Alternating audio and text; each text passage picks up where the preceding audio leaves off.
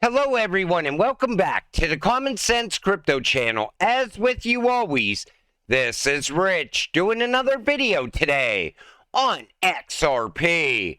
So I hope you're all having a wonderful day today wherever you are in this great world.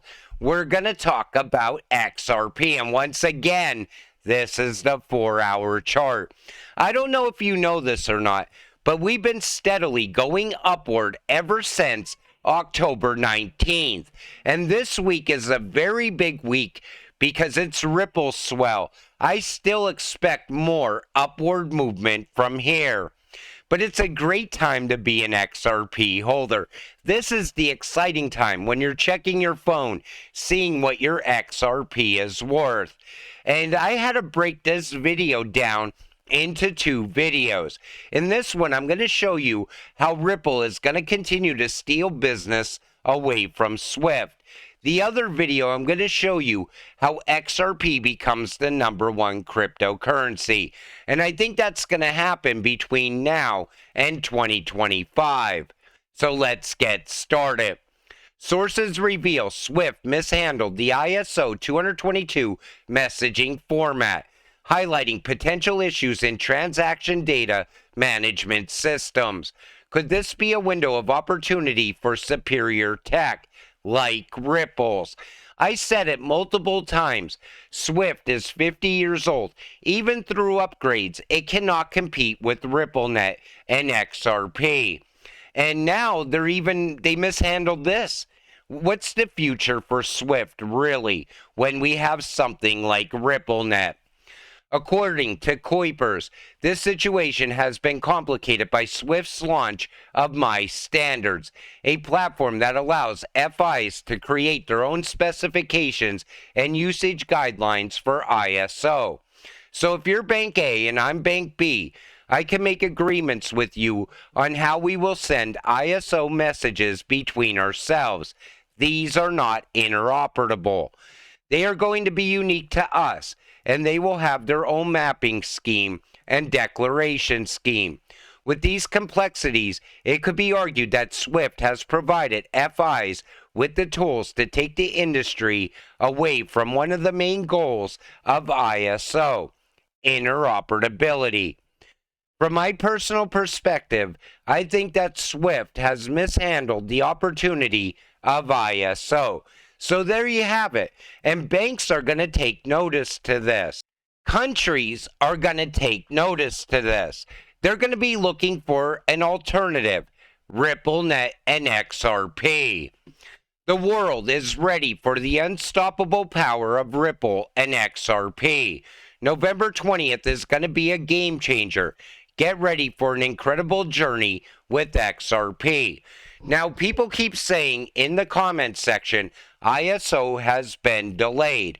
Only for a couple users, SEPA and FedNow. The rest of these are going to go live on November 19th. And this is going to be Wave 1. Wave 2 and Wave 3 will come later. But how is this going to affect the price of these ISO cryptocurrencies? Nobody really knows yet. Out of the gate, are we going to get massive price movement? Or are we going to get slow and steady upward price movement and then all of a sudden a major boom?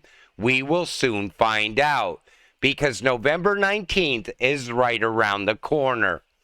Argentina used the Chinese yuan, not the US dollar, to pay off a significant IMF debt, signaling a shift in global economic strategies. So if these countries are paying off debts with an alternative to the US dollar, why would they want to continue using Swift in the future? They are all looking for an alternative. Same thing is going on right now with the BRICS. I still think the BRICS are going to utilize RippleNet and XRP. Kuwait finance house calls Ripple a world-class firm amid partnerships for instant cross-border service.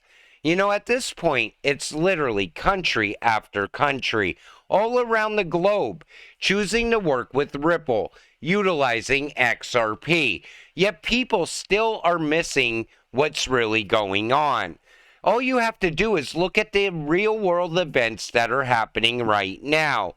And you can see how XRP is going to achieve 3 digits at some point in the future.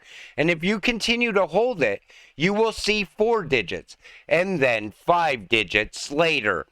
But it all comes down on whether or not you're still going to be here when that happens. Dubai Financial Authority selects XRP as the leader in crypto payment services. Dubai is absolutely booming. They are becoming a crypto hub. The nice thing about that is they're also utilizing XRP. That's how we get rich. Standard Chartered Bank, Singapore. Take a listen to this. Well, we live in a days of instant gratification. You won't wait 5 seconds for a web page to load. Why would you wait 3 days for a payment to settle? So let's go real time. The world is moving real time, so should payments and other forms of settlements. Well, we have had two use cases with Ripple. The first one was on trade finance, where we tried to solve the problem of duplicate invoice financing under the codename TradeSafe, in which we collaborated with DBS and IDA, the Singapore sovereign. The second use case is on cross-border payments. So we want to make cross-border payments real-time, instantaneous, with full transparency. So these are the 2 use cases we are working on. So they're working on 2 different use cases with Ripple, and you know they're going to utilize XRP as well. And nobody wants to wait days for payments anymore. That's why people are using cash apps instead of the traditional bank. Crypto Lawyer says $20 million settlement is 99.9% win for Ripple. You know, Ripple's never going to pay the $770 million. They're going to get it down to $20 million or less, come to an agreement with the SEC, pay it, and move forward. And if that happens on the 9th, like some people are predicting, XRP is going to skyrocket very fast. Always be holding XRP. HELOCs on the XRP ledger with tokenized NFT lanes. It's happening. In May of 2023, Ripple and Fubon Bank were selected to demonstrate a use case for the settlement of tokenized assets as part of the EHKD pilot program for the Hong Kong Monetary Authority. In partnership with Fubon Bank, Ripple is pioneering a groundbreaking home equity line of credit pilot designed to streamline access to excess property equity for Hong Kong citizens. The pilot leverages the Ripple CBDC platform for the creation of the hypothetical EHKD. The consortium of partners supporting Ripple and Fubon Bank on this project as part of the EHKD pilot program includes CodeLab, Toko, Hex Trust, BCW, and Stratford Finance. But they are getting into home equity lines of credit.